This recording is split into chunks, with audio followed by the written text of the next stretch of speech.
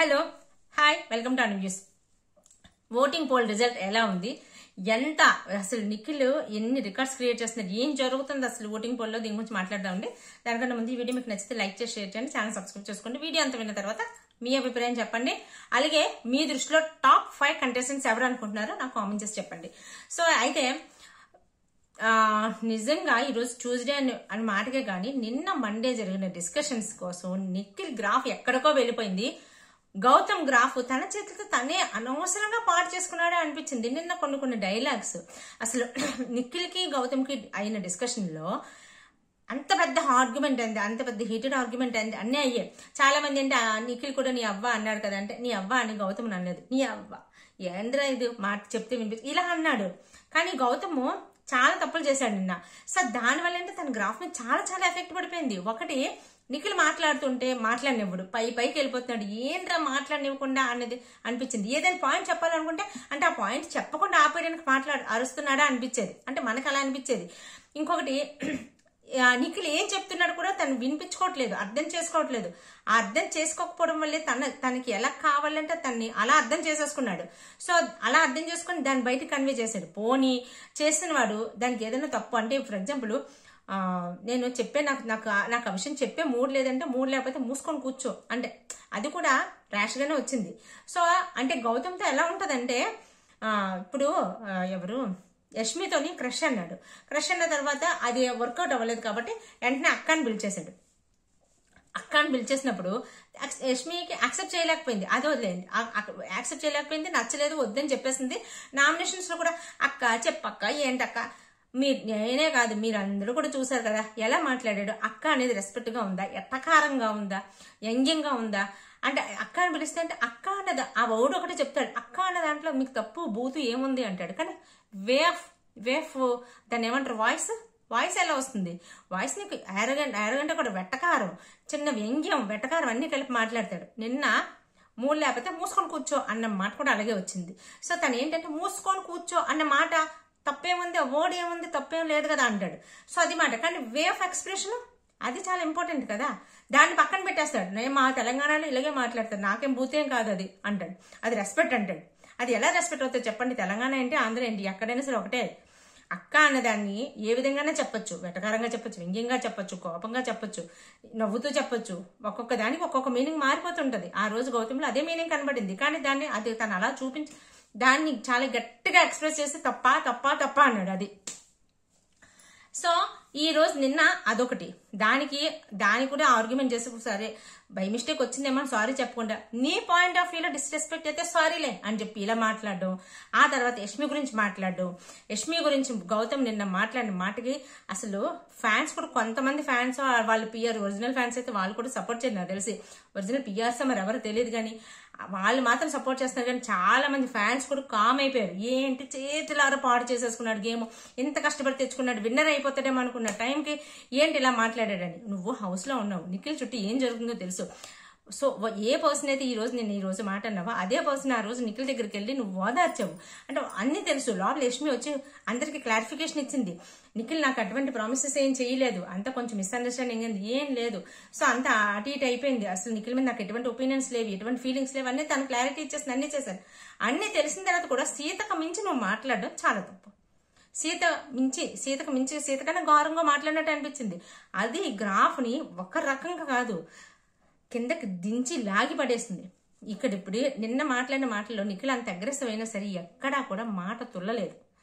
House లో లేని వాళ్ళ గురించి కూడా మాట్లాడలేదు. సో అక్కడ నిఖిల్ తేలిపోయాడు. అసలు నిఖిల్ ప్లేస్ లో ఇంకొకరు ఎవరైనా ఉంటే గొడవ ఇంకో రేంజ్ లో ఉండును, అలాగే అనిపించింది నిఖిల్ చూస్తుంటే. సో నిఖిల్ గ్రాఫ్ ఇలా వెళ్ళిపోయింది, గౌతమ్ గ్రాఫ్ ఇలా పడిపోయింది. ఇంకా మూడో ప్లేస్కి వస్తే ప్రేరణ ఉందండి. నబీల్ ఉండవలసిన ప్లేస్ లో ప్రేరణ ఉంది. ఇక్కడ కూడా చూడండి, అక్కడ 1 and 2 అంటే 1 and 2 కొంచెం ఎప్పుడు చూసినా సరే నిఖిలే ఉండేవాడు, కానీ టఫ్ ఫైట్ ఇచ్చేవాడు గౌతమ్. ఆ చేంజ్ కనిపించింది. ఇక్కడ 3rd ప్లేస్ లో నబీల్ ఉండేవాడు, నబీల్ ప్లేస్ లోకి ప్రేరణ వచ్చేసింది, 4th ప్లేస్ లోకి నబీల్ వచ్చేసాడు. నబీల్ లాస్ట్ వీక్ నుంచి నబీల్కి ఏమైందో తన గొయ్యి తనే తీసేసుకుంటున్నట్టున్నాడు. ఆ కంగారు పడిపోయి పజిల్ పెట్టాడు. అవినాష్ గెలిస్తే అవినాష్ పృథ్వీ అది తేజ హెల్ప్ చేశాడు అండో, నేనేమో 15 lakhs క్యాష్ రాసేసి ఇచ్చాడు. ఇచ్చేసిన తర్వాత మళ్ళీ బయటకు వచ్చిన తర్వాత ప్రేరణ ఎప్పుడైతే 4,32,000 వస్తుందో అప్పుడు మనసులో అరే నేను 15 lakhs రాస్తాను, ఇది చాలా పెద్ద తప్పు అయిపోయింది అనుకొని అక్కడేమో నేను వెంటనే చింపేద్దాం అనుకున్నాను, నాకు మళ్ళీ బయటకు వచ్చాక నా మనసు మారిపోయిందండో. వీళ్ళేమో బయట నుంచి నబీల్ అలాంటి వాడు కాదు, నబీల్ రాయుడు, అసలు నబీల్ ఏమీ రాయుడు అనుకుంటూ చక్కగా ఎక్స్పెక్టేషన్స్ పెట్టేసుకున్నారు. చీర చూస్తే 15 lakhs రాస్తే షాక్ అయిపోయారు. సో దాని గురించి ఎక్కడ తేడా కొట్టేస్తుందని చెప్పి మళ్ళీ కెమెరాస్ దగ్గరికి వెళ్ళి వాళ్ళు ఎక్స్ప్లెయిన్ చేయడం. సో ఇవన్నీ కూడా నబీల్ గ్రాఫ్ మీద విపరీతంగా అసలు ఓట్ బ్యాంకింగ్ పడిపోతూనే ఉంది. ఈ రోజు డిస్కషన్ లో కూడా, ఈ రోజు ప్రోమో డిస్కషన్ లో కూడా అవినాషే చాలా పెద్ద పాయింట్ లాగాడు, అది కూడా నబీల్ కి నెగిటివ్ అయింది. సో ఇన్ని విధాలుగా చూసుకున్నా సరే నబీల్ గ్రాఫ్ పడుతూనే ఉంది. సో ఆ విధంగా నబీల్ అయితే అసలు ఎక్కడో ఉండవలసినాడు, ఎప్పుడు సెకండ్ ప్లేస్ లో ఉండేవాడు. అలాంటిది గౌతమ్ వచ్చిన దగ్గర నుంచి ఆట అంతా మారిపోయింది అనుకోండి, అలా అయినా థర్డ్ ప్లేస్ లో ఉండేవాడు. ఇప్పుడు 4th ప్లేస్కి రావడం నిజంగా బాధాకరమైన విషయం. నెక్స్ట్ చూస్తే మనకి విష్ణుప్రియ అండ్ అది రోహిణి గారు ఉన్నారు. విష్ణుప్రియది యాక్చువల్గా ఏంటి అంటే ఓట్ల ప్రకారం చూసుకుని అవినాష్ పైన పృథ్వీ ఉన్నారని చెప్పేసి ఎలిమినేట్ చేస్తారు. సో అక్కడ జెన్యున్ గా మాట్లాడుకున్న, కంటెంట్ ప్రకారం మాట్లాడుకున్న, ఓట్స్ ప్రకారం అంత డిఫరెన్స్ అయితే లేదు అంటే విష్ణుప్రియని తీసేయాలనుకుంటే తీసేయొచ్చాను కూడా టాక్స్ వచ్చాయి బయట. ఎందుకంటే కంటెంట్ వేదా, లేదు అంటే దేని గురించి విష్ణుప్రియ ఆట అంటే ఏం కనిపించట్లేదు ఎవరికి. విష్ణుప్రియ ఆట ఎంతకాలం ఏం కనిపించింది, పృథ్వీ తప్ప ఇంకేం కనిపించట్లేదు. ఇంకా పృథ్వీ వెళ్ళిపోయిన తర్వాత విష్ణుప్రియ గురించి ఎవరు మాట్లాడుకుంటారు? హౌస్ లో విష్ణుప్రియ ఉన్నట్టు కూడా కనిపించట్లేదు. అంత ఏదైనా ఎక్కడైనా సిచ్యువేషన్ వచ్చినప్పుడు మాట్లాడాల్సి కనిపిస్తుంది, లేదంటే తనకి ఆ స్పేస్ కూడా కనిపించట్లేదు. సో అలాంటప్పుడు ఇంక విష్ణుప్రియకి ఓట్లే వేస్తారు ఖచ్చితంగా, డెఫినెట్లీ. సో అదే జరుగుతుంది.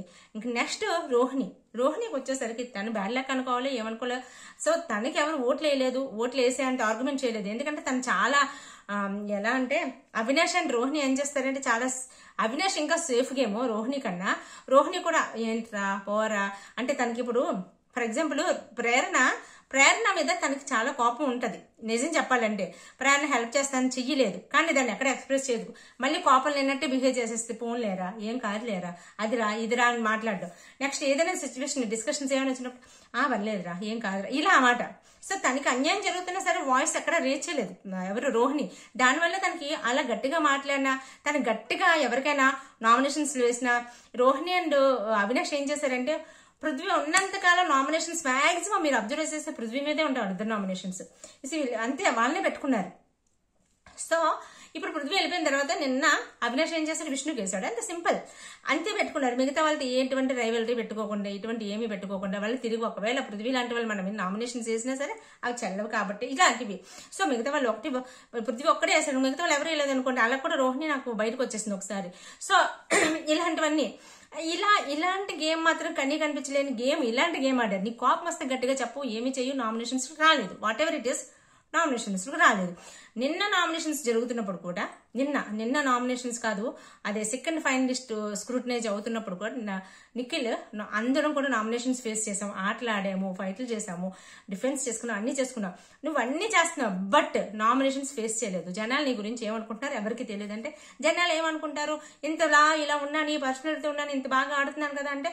సో ఆడుతున్నావు, మాకు తెలుసు, అన్నిసార్లు చెప్పక్కర్లేదు, ఆడుతున్నాను, ఇంకేం కావాలి నామినేషన్స్ రాకుండా తప్ప అంటే 100% తప్పే.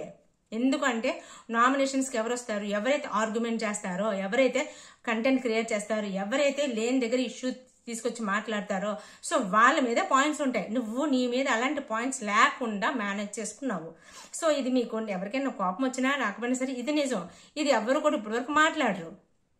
సో రోహిణి ఆ విధంగా చేసుకుంది తను. సో సేఫ్ గా వచ్చేసి లాస్ట్ ఈ టైంలో కూడా నిఖిల్ వేస్తానంటే దాన్ని కూడా యాక్సెప్ట్ చేయట్లే. ఇంకొకటి రోహిణిలో కానీ ఏదైనా అబ్జర్వ్ చేస్తే ఏదైనా చిన్న నెగిటివ్ చెప్పినా తను యాక్సెప్ట్ చేయదు. చిన్న నెగిటివ్ చెప్పినా సరే ఏంట్రా నేను పర్ఫెక్ట్ కదా, నాలో నెగిటివ్స్ కూడా ఉంటాయా, వాళ్ళందరూ కదా నెగిటివ్స్ ఉంటారు, వాళ్ళందరూ కదా రూడ్ గా ఉంటారు, వాళ్ళు కదా అలా ఉంటారు, నాలో అలాంటి పాయింట్స్ కూడా ఉన్నాయా అన్నట్టుగా మాట్లాడుతుంది.